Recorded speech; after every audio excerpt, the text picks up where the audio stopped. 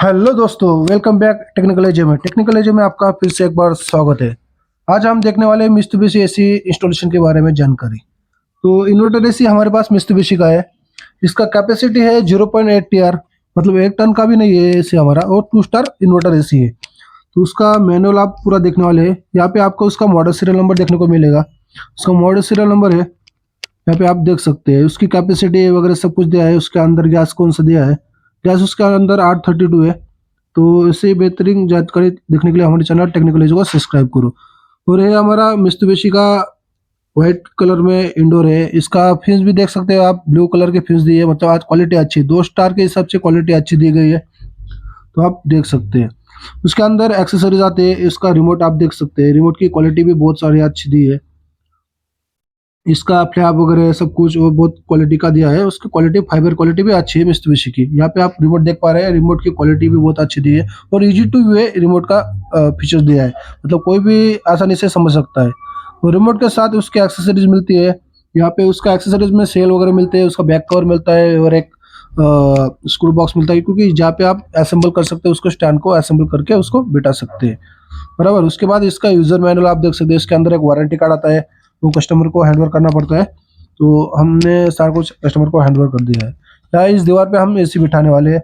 आप देख पा रहे हैं कि जो अपना दीवार है, दीवार के ऊपर बिठाने वाले हैं। यहाँ पे आप देख पा रहे हैं कि इसकी जो दीवार की थिकनेस है वो 4 इंच की है। 4 इंच मतलब सीमेंट की दीवार है। सीमेंट की दीवार में हमें क्या दिक्कत आई है, तो हम यहाँ पे राउटर प्लग है, जो राउटर प्लग हम इसके ऊपर यूज नहीं कर सकते। तो यहाँ पे हमने direct self screw, direct self thread से उसका अंदर असेंबल कर दिया। जितने भी होल है उतना होल में हमने स्क्रू मार के फिट कर दिया।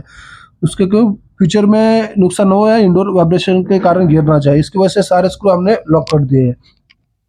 तो यहाँ पे हमने सेल्फ थ्रेडिंग स्क्रू यूज किए। तो इसके क्या होता है कि डायरेक्टली फिटिंग अच्छी तरीके से आती है। आप देख पा रहे हैं कि स्क्रू हमने कम से कम 25 या 30 स्क्रू लगा दिए पूरे प्लेट के अंदर। जहाँ पे हमने कंपनी के होल दिए वहाँ पे पूरा इस तरीके से उसको फिटिंग कर दिया है, और एडिशनल 2-3 जगह पे लगा दिया है।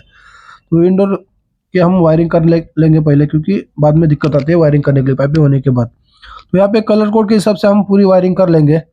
बहुत जगह पे दिक्कत ऐसी आती है हमारे टेक्नीशियन भाइयों को, क्योंकि बहुत सारे कंट्री के, मतलब बाहर कंट्री के ऐसे हमारे यहाँ पे आते हैं। तो उसमें दिक्कत क्या आती है कि ब्लैक कलर में फेस दिया होता है, व्हाइट कलर में नहीं, ब्लैक कलर में फेस दिया होता है, व्हाइट कलर में न्यूट्रल रहती है, और रेड कलर में कम्युनिकेशन का आता है। तो यहाँ पे बहुत सारी दिक्कत आती है, अमेरिकन ब्रांड जो होता है तब।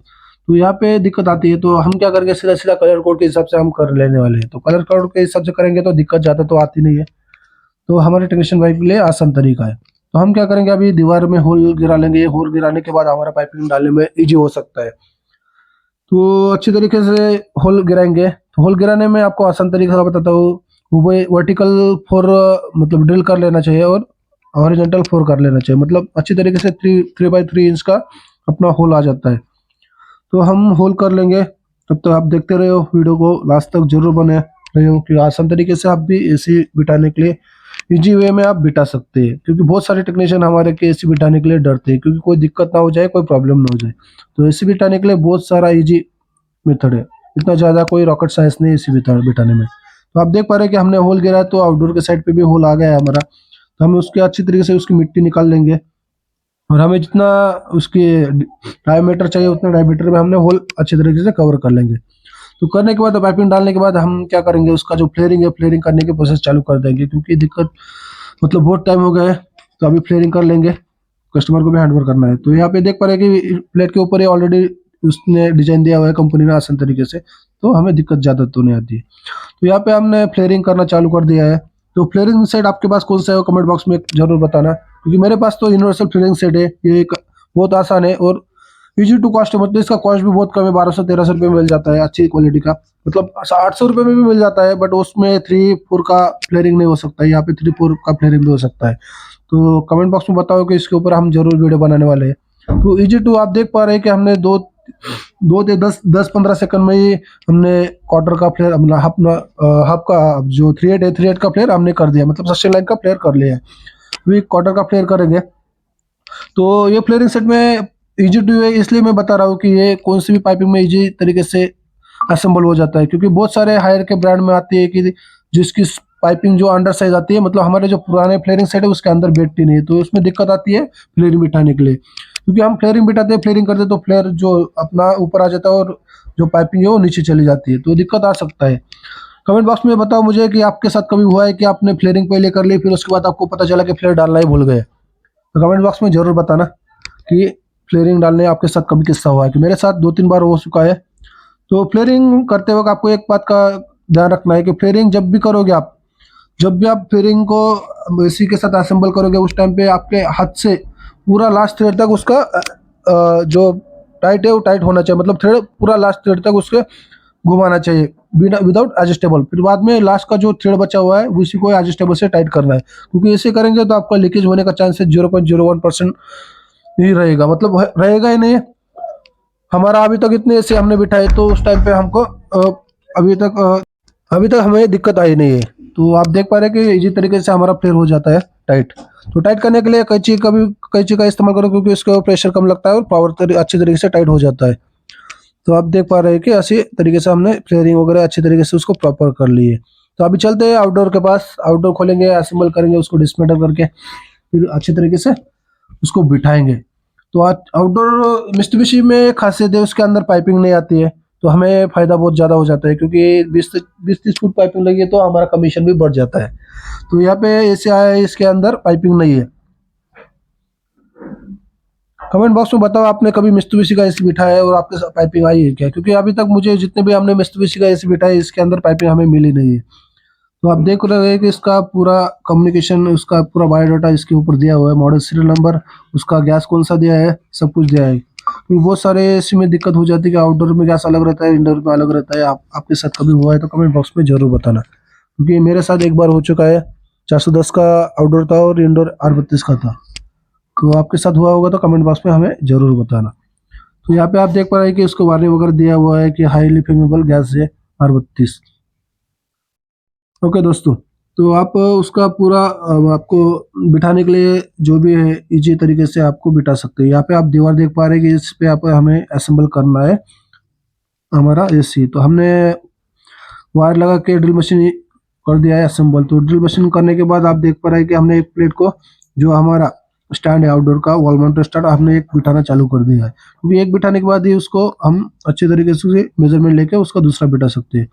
तो ये आप जो देख रहा है कि इसकी असेंबली के ऊपर जो कवर आता है, जो पट्टी आती है, उसको हम अच्छी तरीके से यूज़ कर लेते हैं, क्योंकि आपको पता है कि गैप दीवार में पैकिंग के लिए यूज़ करते हैं बहुत सारे लोग, प्लग का यूज़ करते हैं, केबल टाई का यूज़ करते हैं। उसके अच्छा तो जो हमारा इसी जब आता है उसके साथ में जो व्हाइट कलर की पट्टी आती है जो पैकिंग के लिए, उसको यूज़ करेंगे तो हमारा एसी के जो फास्टनर है वो अच्छे तरीके से टाइट बैठते हैं, जैसे कि आप वीडियो में देख पा रहे हैं। तो हमने इसको टाइट कर लिया है। आप देख सकते हैं कि उसका जो व्हाइट कलर का जो पट्टी है हमारा, जो पैकिंग के लिए आता है, उसको हमने इसको फास्टनर के लिए, पैकिंग के लिए यूज़ कर लिया, क्योंकि इससे इसके फास्टनर जो है अच्छे तरीके से बैठते हैं, तो उसको ग्रिप बहुत अच्छी तरीके से ग्रिप मिलती है। तो उसमें क्या होता है कि जो हमारा फास्टनर है वो टाइटली अंदर जाता है, तो टाइटली अंदर जाने के बाद उसका वेट उठाने का जो कैपेसिटी है वो बढ़ जाता है। तो इसी तरीके से हमने आउटडोर का स्टैंड के फास्टनर हम इसी तरीके से बिठा लेंगे। आपका तरीका कौन सा है, आप मुझे कमेंट सेक्शन में बता सकते हैं कि आप फास्टनर लगाने के लिए, ग्रिप के लिए कौन सा मटेरियल यूज़ करते हैं, क्योंकि मैं तो ज़्यादातर जो एसी के साथ मिलता है व्हाइट कलर का पट्टी वही यूज़ करते हैं। तो चलते हैं दोस्तों, आगे बढ़ते हैं। हमने अभी आउटडोर का मेजरमेंट ले लिया है। 500 mm यहाँ पे मेजरमेंट दिखा रहा है, मतलब 50 का। तो 500 mm का हमने मेजरमेंट ले लिया। अभी कभी भी हम जब एसी बिठाते हैं तो mm में ही हम वर्क करते हैं, क्योंकि दिक्कत ज़्यादा तो आती नहीं है। तो हमने यहाँ पे देख लो, आपके सामने हम मार्किंग कर लेंगे।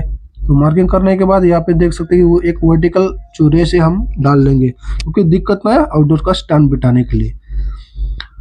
तो हमारे पास तो मार्कर नहीं था, तो हमने उसके अंदर उससे ही कर लिया।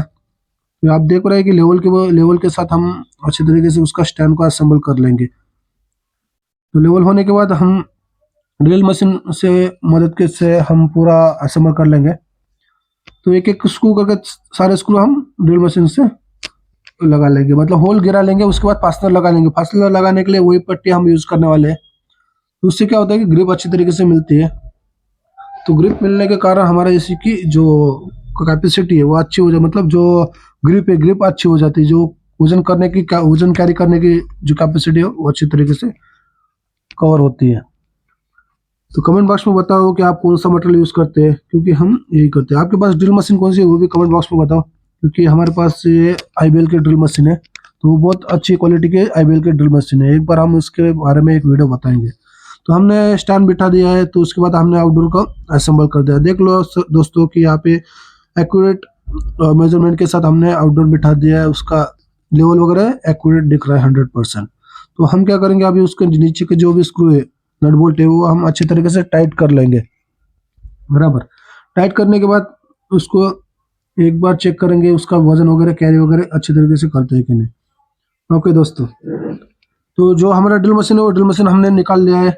आप देख पा रहे हैं कि हमारा जो फिनिशिंग के साथ हमारा वर्क हो गया है, यहाँ पे देख सकते हैं। अभी हमने उसका जो कनेक्शन है वो निकालना चालू कर दिया है। यहाँ पे देख पा रहे हैं आप, हमने उसका जो फ्लेयरिंग वगैरह नट है वो निकाल लिया। उसके अंदर जो कैप आती है उसको आप अच्छे तरीके से यूज कर सकते हैं नाइट्रोजन भरने के टाइम पे, वो प्रेशर वगैरह हैंडल कवर कर सकती है। मतलब 200 प्रेशर तो आप उसमें भर ही सकते हैं।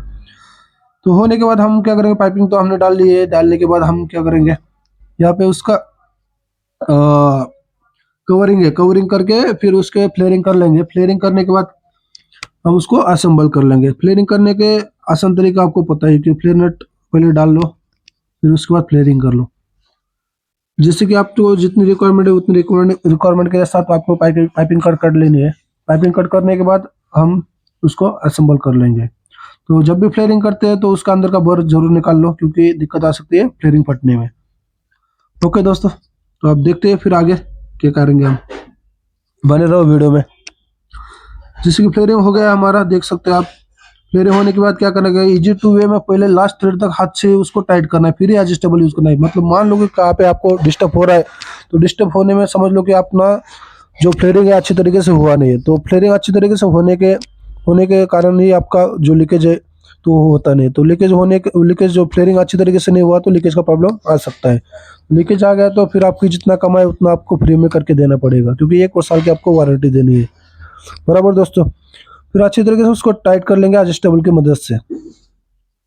तो एडजस्टेबल की मदद से हम टाइट कर लेंगे अच्छी तरीके से लास्ट तक। जब तक उसको हाथ से जा रहा है उसको हाथ से टाइट करेंगे, उसके बाद ही एडजस्टेबल का यूज़ करने वाले हैं। क्योंकि बहुत सारे हमारे टेक्नीशियन भाई है वो पहले थ्रेड से एडजस्टेबल से टाइट करना चालू कर देते हैं। तो उसमें क्या दिक्कत होती है कि जो गैस लीकेज का प्रॉब्लम बहुत सारा होता है। तो यहाँ पे देख सकते हैं कि यहाँ पे फेज न्यूट्रल वगैरह हमने बिठा दिए कलर कोड के हिसाब से।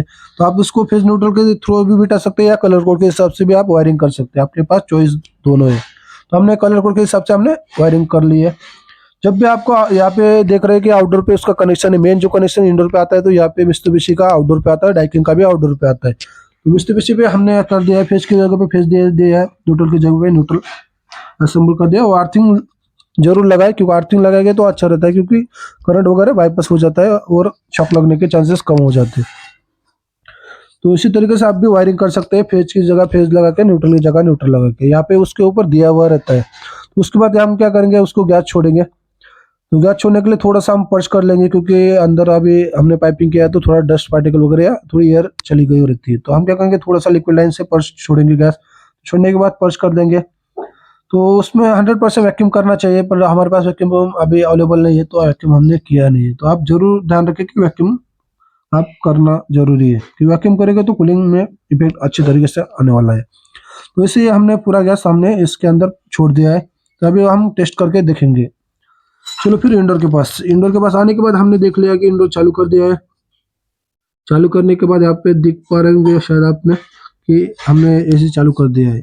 अभी पाइपिंग आप देख पा रहे हैं कि अच्छे तरीके से अपने क्लैंपिंग वगैरह करके प्रॉपर तरीके से स्लोप के अंदर दिया हुआ है। तो इसके अंदर वाटर लीकेज का प्रॉब्लम नहीं आएगा, क्योंकि आपने स्लोप नहीं दिया तो वाटर लीकेज का आपका प्रॉब्लम आ सकता है। तो आप देख पा रहे हैं कि यहाँ पे आपको आउटडोर चलता हुआ दिख रहा है उसका फैन, क्योंकि कूलिंग वगैरह अच्छी तरीके से आ रही है। हम अभी 2-3 मिनट में उसको चालू करके टेस्टिंग चालू हो गया।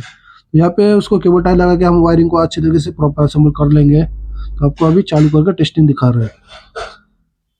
ड्रेन जब भी डालेंगे तब ड्रेन को अच्छे तरीके से स्लोप दो, उसको वाटर लीकेज ना हो। ऐसे ही बेहतरीन जानकारी के हमारे चैनल टेक्निकल एजू को सब्सक्राइब करो, और ऐसे वीडियो देखने के लिए धन्यवाद।